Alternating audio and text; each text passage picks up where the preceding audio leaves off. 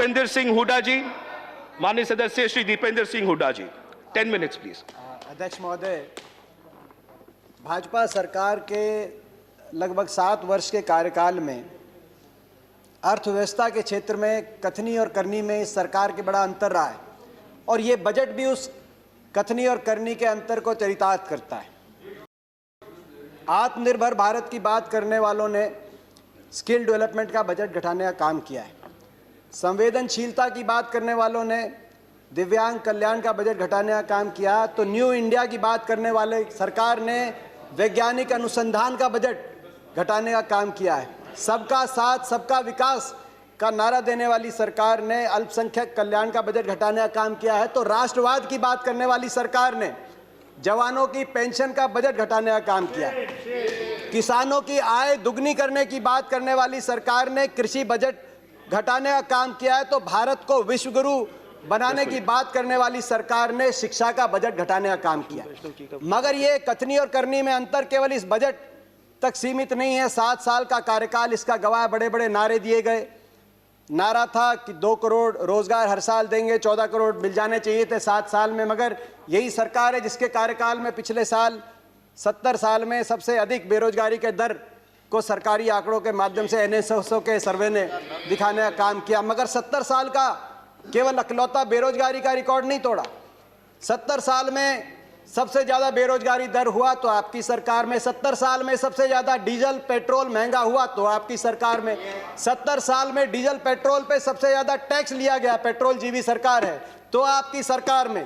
70 साल में रुपया डॉलर के मुकाबले में सबसे नीचे गिरा, सबसे रुपया सस्ता हुआ तो आपकी सरकार में। 70 साल में NPA के माध्यम से बैंक का कर्जा सबसे ज़्यादा डूबा गया तो आपकी सरकार में। और 70 साल में गरीब अमीर के बीच में अंतर सबसे ज्यादा बढ़ा तो आपकी सरकार में। 1% सबसे अमीर व्यक्तियों के पास 73% संपत्ति।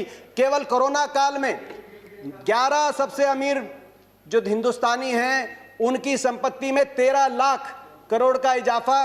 जो MSP की हम मांग कर रहे हैं, MSP को लागू करने में विशेषज्ञों का आकलन है, हरीश दामोदरन का एक लेख आया है कि वो केवल 1.5 से 2 लाख में, क्योंकि जितने खरीदा जाएगा कुछ बेचा भी जाएगा, 1.5 से 2 लाख के घाटे में MSP पूरी तरीके से लागू की जा सकती है। अगर ये 13 लाख जो केवल कोरोना के टाइम में 11 सबसे अमीर हिंदुस्तानियों की संपत्ति में इजाफा हुआ, उसी पे आप टैक्स लगा दें तो जो किसान का MSP का उसका पूरा कराने का काम आप कर सकते हैं। मैं कृषि पे आऊंगा। उम्मीद थी कि ये बजट किसानों को समर्पित होगा, क्योंकि जब आपकी अर्थव्यवस्था डगमगा गई थी कोरोना में तो किसान अपने हल को लेकर निकला था, ट्रैक्टर का स्टीयरिंग पकड़ के निकला था और अर्थव्यवस्था को बचाने का काम किया था। उस समय आपकी भोजन की व्यवस्था अबाधित किसान ने देने का काम किया था। लेकिन कृषि बजट को ही आपने घटा दिया 8.5%। कृषि कानून पे बड़ी चर्चा हुई। ये कहा गया कि आंदोलन के बारे में बात करिए, इन कानूनों में काला क्या है ये हमें नहीं बताया गया। मैं 2-3 बातें उसमें भी बताना चाहता हूं, काला क्या है। आपने कहा 11 राउंड बातचीत की हुई, किसान संगठनों ने कुछ काला नहीं बताया। नजरिए का फर्क है। आप इसको बड़े व्यवसायी के प्रॉफिट मार्जिन के नजरिए से देखते हैं या आप इसको किसान के जीवन मरण जीविका के नजरिए से देखते हैं। कहा गया कि बिन मांगे दिया गया, और बिन मांगे बहुत से कानून दिए गए थे। बाल कानून बिन मांगे दिया गया था, दहेज कानून, ट्रिपल तलाक बिन मांगे, कई बार अच्छे कानून बिन मांगे भी दिए जाते हैं। फर्क है उनमें और इसमें फर्क है। उनमें जिस वर्ग के लिए दिया गया वो वर्ग संघर्ष और आंदोलन के रास्ते पे नहीं आया। बाल कानून लागू हुआ तो दिल्ली को बच्चों ने नहीं घेरा बाल कानून वापस लिया जाए। दहेज का कानून आया तो महिलाएं धरने पे नहीं बैठी कि हमें दहेज देना है। मगर यहाँ जिस वर्ग के लिए आपने दिया वो वर्ग आज आपके दरवाजे पे आया, दिल्ली के आसपास लाखों की तादाद में बैठा है। आपने कहा मंडियां, अनुराग जी ने कहा मंडियां खत्म नहीं हुई। सही बात है, मंडी इसमें कोई प्रावधान नहीं मंडी समाप्त करने का। 2 मंडियां बन गई हैं, एक निजी मंडी जिसमें टैक्स नहीं लगेगा और एक सरकारी मंडी जिसमें टैक्स लगता है। 2 मंडी, एक देश एक विधान, एक देश एक संविधान, एक देश एक निशान, एक देश एक चुनाव, एक देश एक मार्केट। तो एक देश 2 मंडियां क्यों? किसान ही क्यों मिला आपको? एक मंडी। और ये जो टैक्स आप कह रहे टैक्स मुक्त कर दिया, टैक्स कौन देता है? खरीदार देता है इन मंडियों में टैक्स, किसान नहीं देता। पंजाब में 6.5%, हरियाणा में 4% और सरकार को देता है। और हरियाणा पंजाब का ग्रामीण इंफ्रास्ट्रक्चर अच्छा क्यों है? हर गांव में अच्छी सड़कें क्यों हैं? क्योंकि ये जो टैक्स जाता है ग्रामीण इंफ्रास्ट्रक्चर और इन मंडियों के और किसानों के विकास के लिए इस टैक्स का इस्तेमाल होता है, इसीलिए आज पंजाब हरियाणा सबसे आगे है। फिर बात आई कि एमएसपी खत्म। प्रधानमंत्री जी ने कहा एमएसपी थी, है और रहेगी। ठाकुर जी ने भी कहा कि कोई है किसमें दम जो बताए कि एमएसपी चली जाएगी। सही बात है, एमएसपी थी, है और रहेगी, मगर क्या एमएसपी सभी किसानों को मिलेगी और सभी फसलों पे मिलेगी? प्रश्न इस बात का उठता है। आप में दम है खड़े होकर आप कह दें कि एमएसपी मिलेगी हर किसान को देश में? आज भी शांता कुमार कमेटी बताती है कि मात्र 6% से 16% तक किसानों को एमएसपी मिलती है। बाकी देश में बहुत से ऐसे प्रदेश है जहां पे एमएसपी नहीं मिलती।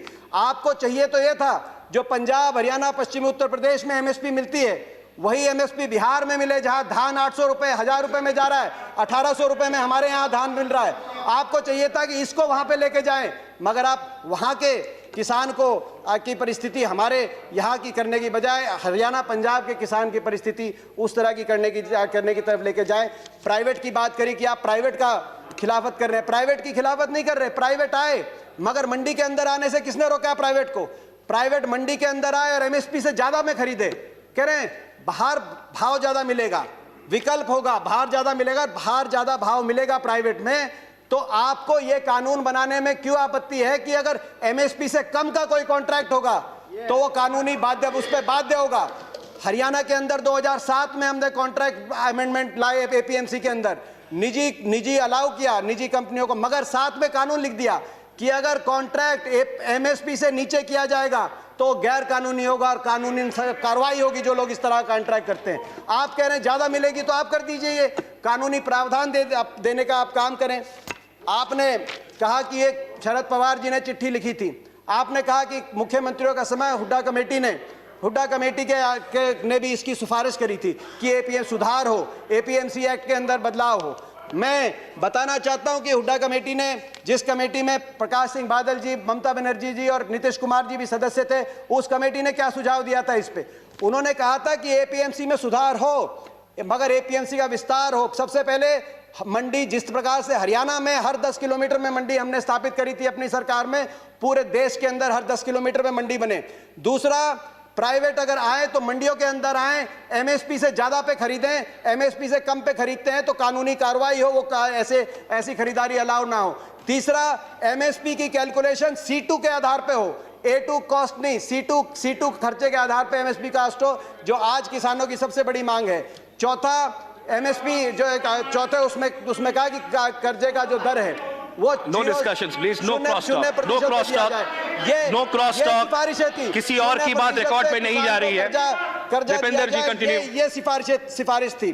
मैं एक और बात कहना चाहता हूं। एक बात आई कि ओपन मार्केट, फ्री मार्केट अच्छी है। फ्री मार्केट हर चीज के लिए अच्छी नहीं है। मार्केट, अनियंत्रित मार्केट, किसान को आप अमेरिका का उदाहरण उठा के देखिए। अमेरिका में 1/4 लोग कृषि से जुड़े हुए थे आज से 50-60 साल पहले।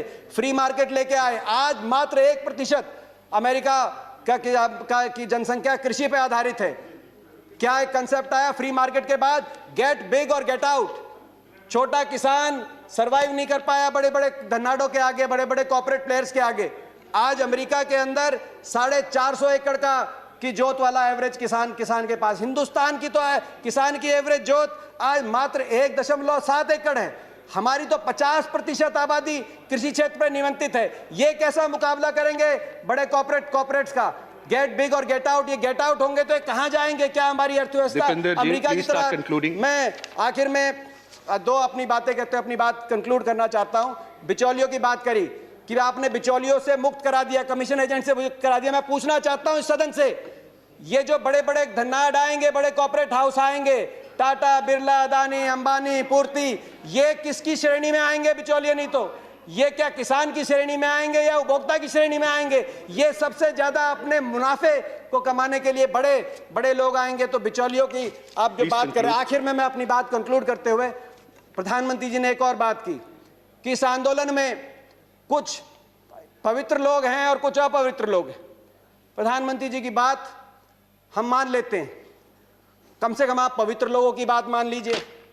आंदोलन में जो पवित्र लोग हैं, अगर आंदोलनकारी पवित्र हैं, पवित्र भावना से अपने हक के लिए बैठे हैं, आप उनकी बात मान लीजिए। और इसकी शुरुआत आप दो कदम उठा के उसकी शुरुआत करिए। आप तुरंत, मैं मांग करता हूं, बातचीत के दरवाजे, क्योंकि आप भागे थे 11वें राउंड में बातचीत से, 12वीं बातचीत के दरवाजे खोलें। आपकी प्रजा है, अपनी प्रजा की बात मानने से आप छोटे नहीं होंगे, अपनी प्रजा की बात मानने से आपकी हार नहीं होगी। बातचीत के दरवाजे खोलते हुए, और दूसरा, जो 200 लोगों ने, 200 से ज्यादा किसानों ने अपनी जान कुर्बान करी है, उनके परिवारों के लिए आपके लिए सहानुभूति का एक शब्द नहीं निकला, कम से कम उनके परिवारों की मदद के लिए एक पैकेज की घोषणा करके विश्वास बनेगा। हम विश्वास बनाने वाले लोग हैं, विश्वास बनेगा। मैं हाथ जोड़ के आपसे प्रार्थना करता हूं, आपकी प्रजा, आपके लोग हैं, इनकी बात मानिए। आपका बहुत बहुत धन्यवाद। जय हिंद, जय जवान, जय किसान।